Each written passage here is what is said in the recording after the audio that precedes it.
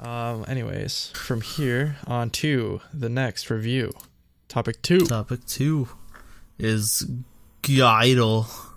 Just idle, I guess. It's I-DLE or GI-DLE.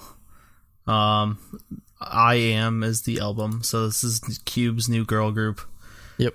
They're throwing CLC to the wayside because Jun So-yeon's shown up. Honestly, that's probably what's going to happen. It's 100% what's going to happen, unfortunately. Because this group, like, right out of the gates, is performing a lot better, I think. At least. Like within people's hearts, that is, like, you know, they have a very good start. So yeah. Unfortunately, what the hell was that? That was very loud. Something fell over or something. Whatever.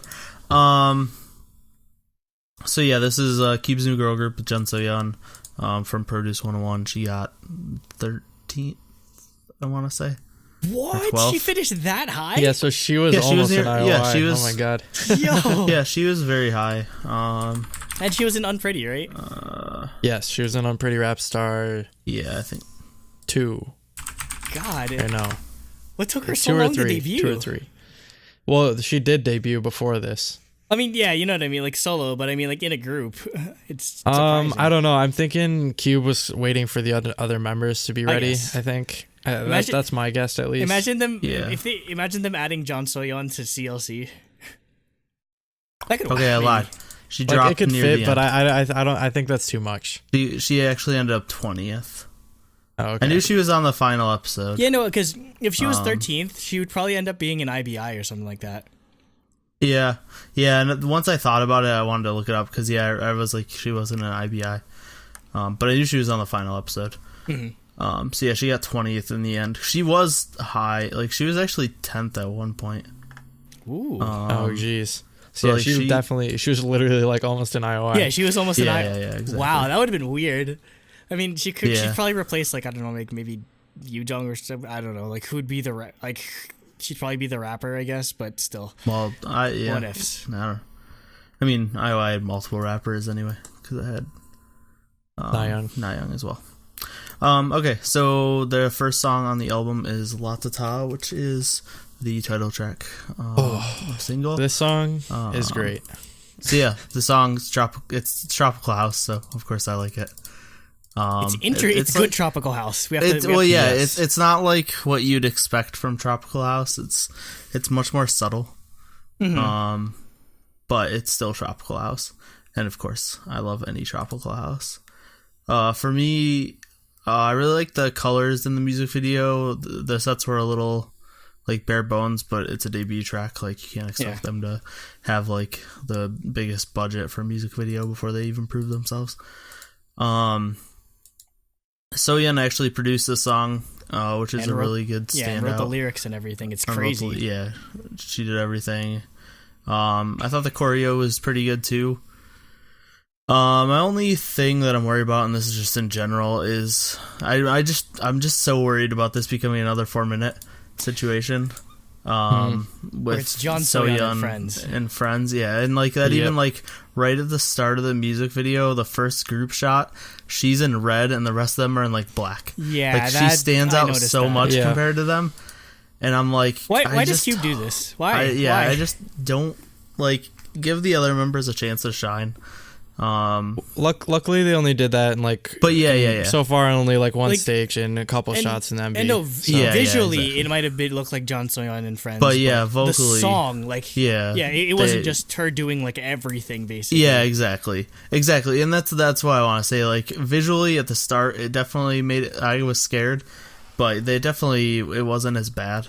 And I just hope that continues and it doesn't fall into being 4-minute again, where they just put all their money into So-yeon and give her a bunch of solos and kind of just have the rest of the members fall into oblivion. But yeah, I like the song a lot. It's really good for a debut song. Way better than I was expecting, to be honest. The thing I think I liked about it the most is everyone was kind of saying like, oh, this is probably going to be 4-minute 2, 4-minute 2.0, 4-minute 2.0. Not necessarily. Nope. Song isn't necessarily like a 4-minute like complete blatant ripoff, so that's appreciated. kind of a bit of, I don't know, maybe some crazy like rabid dumb fangirls are like, oh my god, why are they copying Blackpink? And to that I have to say, I mean, I can kind of see it. At least this group already has more songs than Blackpink. Yo, yeah, because there's 6 tracks on this mini album, right? Yeah, Blackpink has 5 songs. Yeah, so in a week or in one day, they've literally released more music than Blackpink. But anyway, in 1 second, they have more. But yeah, to that I say, like, Blackpink did not invent like this kind of style of girl group music, nor did they invent tropical house, that sort of thing. So, like, I could see the similarities in it, but I feel like it's still distinct enough that it's not.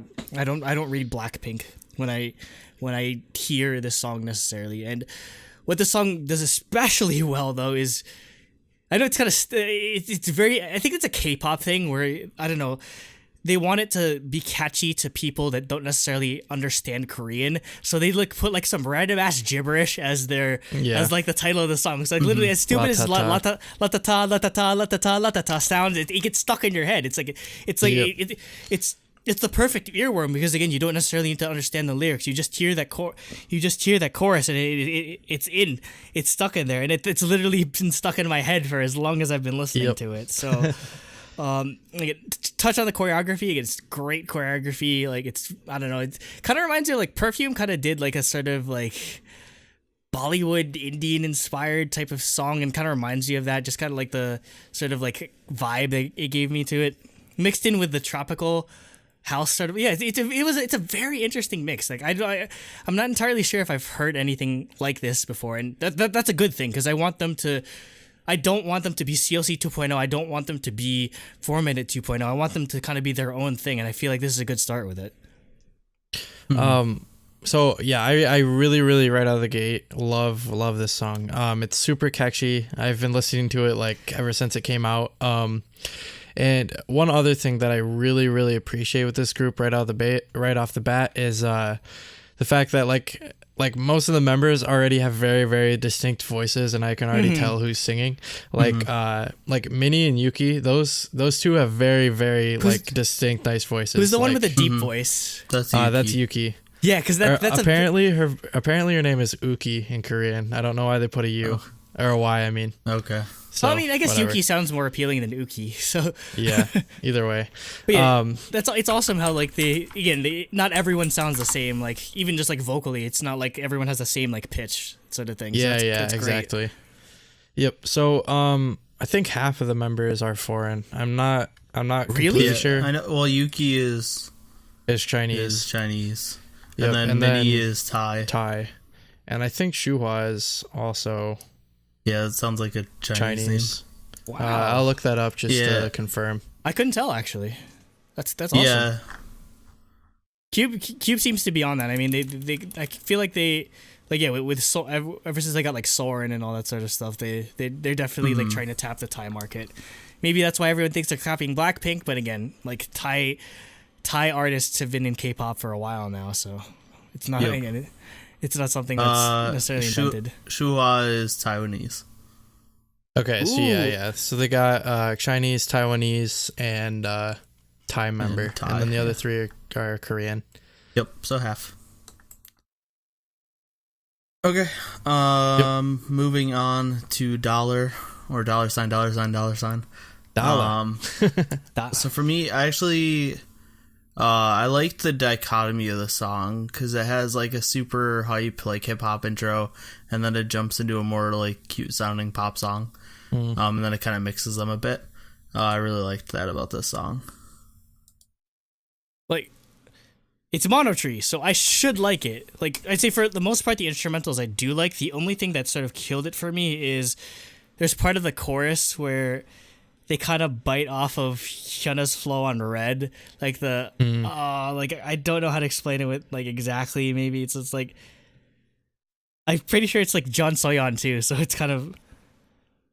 But yeah, like there's a part of it where they kind of copy the flow, which kind of bothered me considering it's a Cube group. But otherwise, yeah, it's a pretty fun hype track, and I love like the little like samples and that sort of thing. Yeah. So this song, I agree with Nate. Like, I like how it started off like super like hip hop and like and stuff, and then it turns very like cutesy, like, but still, they still have the edge to them, I guess. Throughout It the still song, mixes it. which but yeah, I really really like this song. And also, Jun So-yeon, I'm really glad that throughout this album she really is able to like showcase her rapping skills, because she like make no mistake, like she is like a legitimate rapper. Like she was very very good on Unpretty Rap Star. If you haven't seen her at her like full ability, go and watch her performance with Nada for Scary. That song is like that song goes off like for real.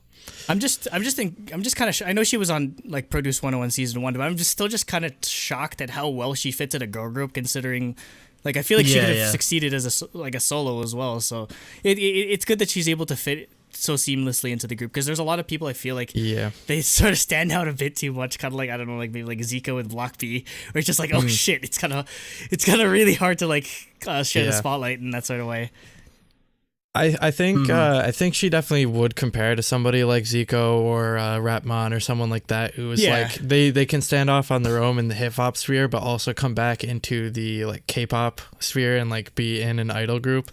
So I think that's one of the reasons she really stands out, because she's still got this sort of like swagger about her. Yeah. So yeah, and that's not easy. That's not an easy thing to do, really. Yeah.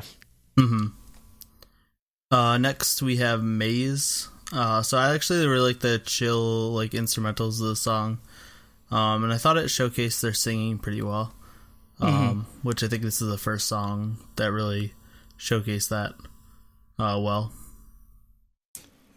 No joke, this is my favorite song on the album, even more than La Ta Ta. I spam this like constantly. Same. Like again, like this deserves to be a single. This deserves to have an MV. Again, just love like the electronic vibe of the track. Has again like the vocals during the chorus are insane. Again, I love, just as a sort of general idea for the album, I love how there's sort of not every song sounds the same, which is a very easy trap for new groups to fall into. Where like, okay, we want to establish this is our sound. Okay, let's just make 5 different versions of it. I love that they're sort of jumping around with different styles, but I feel like it's. Yeah, I guess they're ultimately they're just seeing what they're throwing everything on the wall and see what sticks. But I feel like everything's been working so well for them. So I kind of want to I kind of want them to keep doing this. But again, you know me, I'm a sucker for anything with like vocal chopping and like sort of like awesome EDM type of vibe. So yeah, this song is amazing. Like I was pleasantly surprised to see like how good the album tracks were on this entire mini. So yeah, great. Yeah, this is definitely my favorite on the like album track on the album. I think it might tie with La Ta Ta, because I think they're both really really like great songs. Yeah. It's got so many like hints of like many different genres. I feel like it's almost like a soft like pop rock, but also like with hip hop with her Jun So-yeon's rap, and also like the EDM like instrumentals and stuff. I think it really really works well, and super super catchy. Next we have Don't Text Me. So for me, this one didn't stand out too much. To me, it seemed like pretty typical R&B, K-pop. I thought it was, even though despite being a pretty typical R&B track, I did like that they had this on here again. I love that they're showing a variety of sort of sounds, which is why I appreciated it. Same thing with like the ballad that comes up later. Sometimes they end up being kind of boring. Again, I do like the variety that they're showing, and it's very well executed for a sort of like standard fare R&B track. Again, you got the sort of, you have the great balance between again Jun So-yeon's raps and like the great vocals that they have during the chorus. All right, so I was trying to organize my thoughts there. I guess I didn't do that very well. So yeah, I agree with Andrew. I like that it's like sort of giving some variety into the album, so they're not all just like EDM bangers with like super fast rap and stuff. Like this was definitely a good like palate cleanser, I guess, for the middle of the album. And I thought it was really good. Although I do sort of also agree with Nate, where I think it was probably my least favorite, even though I really liked it a lot still. So yeah. I guess that's what I say. Like, I didn't hate it, and I do like that they're doing something different. But yeah, it definitely stood out the least to me. Of the songs on the album. Next we have "What's in Your House," which is a weird name for a song. No, it's a perfect name for the song. Well, this is Deep House. Yeah. The Korean, so I guess that's why. The Korean name, Algoshipa, means like apparently it means want to know. So want to know what's in your. I want to know what's in. Jeez, why are you so nosy, McGriddle? But yeah, so this is Deep House. This sounds a lot like something Hayes would put out. I feel like it's very the instrumentals and everything are very Hayes-ish. But yeah, really good vocals and instrumentals in the song. This is probably my favorite, but I couldn't really pick. I liked Lost of Ta a lot too, so and Maze. Yeah, it was just like Dreamcatcher. It was tough to pick a favorite for me for this.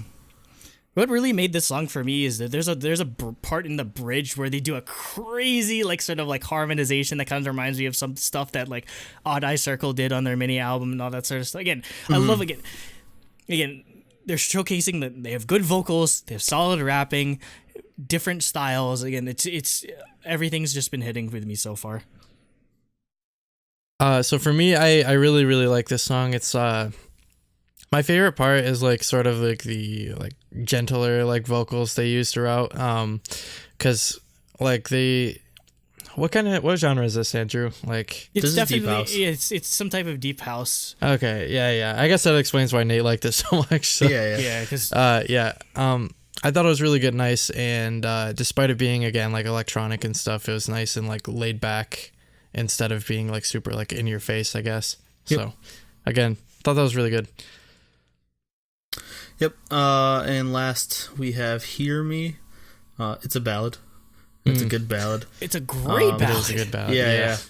Yeah. For me, like I said before, overall, like just not just the song, but in general, like I was very impressed by the vocals in this group. I kind of expected them to be weaker, just based on like Cube style groups usually focus much more on like hype songs and rapping and dancing over the vocals. And that's not to say that the vocalists in 4 Minute and CLC are bad. I think they're really good actually, but it's just, I guess it's just a expectation you get from the types of music that they put out, that you don't really expect their vocals to be any very good, or well, not that I'm not expecting them to be bad, but you don't expect them to be this good. I like that they showcase that a lot, and it's up there. It's a really good ballad. Yeah, like, now when I think, did 4 Minute ever put out any like really like memorable ballad tracks? Now that I'm trying to think about it, because again, that's sort of where the like the girl like the girl group history of Cube originates from, and I can't really think of any. I mean, like CLC has obviously dabbled in it a bit, but yeah, it's definitely. I think maybe the reason why we like this so much because it's like the music is very un-Cube, if that makes any sense. Like, yeah. It could have been so easy for them to just be like, okay, we're just gonna remake 4 Minute, and it's gonna sell because like there's not that many like of that kind of girl groups kind of style out in the market right now. But I do like, again, like we're getting a variety of sort of sounds, and yeah, like the vocals on this are definitely sort of like an indicator of just like how talented this group is, and I would not mind seeing more ballad tracks on the rest of the album. Again, that sounds like blasphemy considering like how much we hate ballads or like are bored of ballads, but yeah, this is surprisingly well done again. So for me, I was listening to this. I was really, really enjoying it. But I was like, what does this remind me of?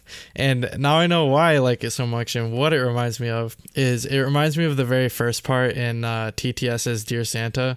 Like the part where it's a ballad and you're like, why isn't this a full song? Yeah, it's basically a Soshi ballad. Like not even like it's pretty much a Soshi ballad that you'd find off of, or it's kind of like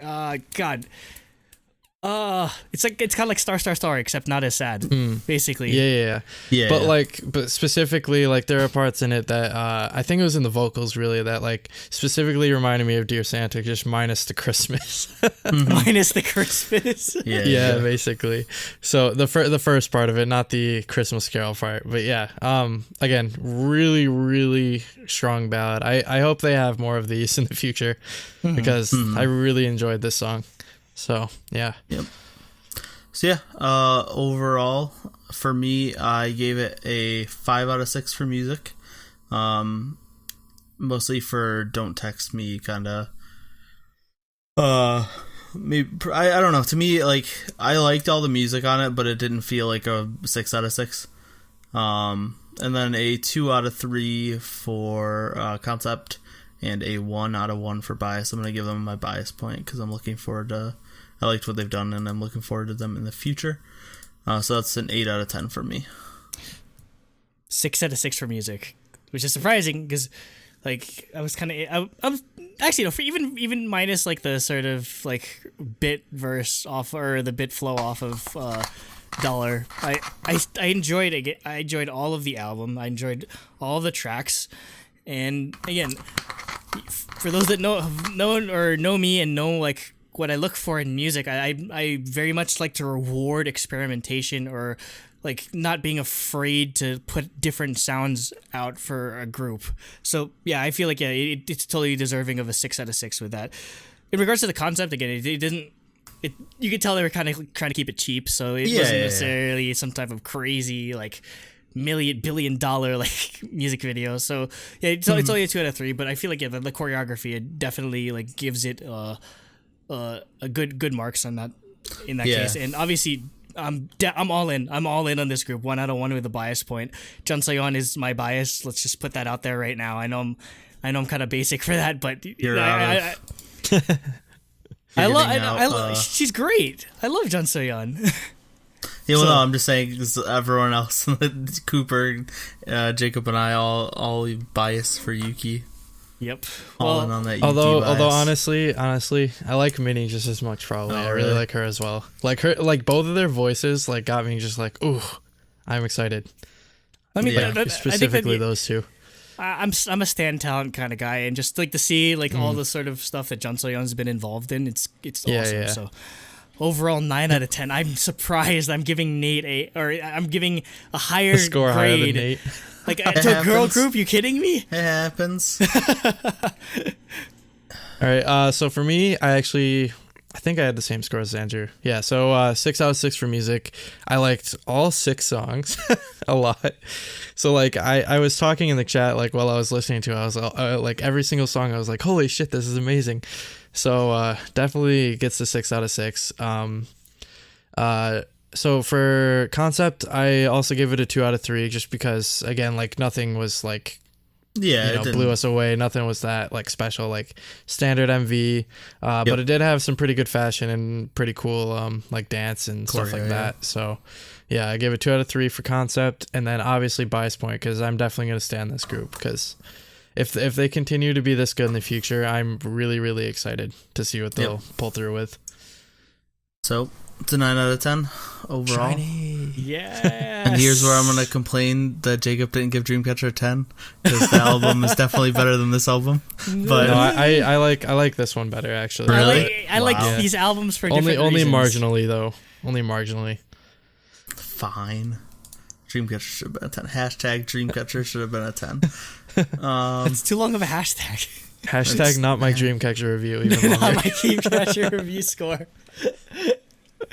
How dare you? Getting out of it, I was like super hyped and it was awesome, obviously, because like I just saw Red Velvet. But like thinking on it in terms of fan engagement and like the games and just like them acting like or just them talking to the fans, answering questions and stuff. Other than that one game, it was easily the best. I think they did it.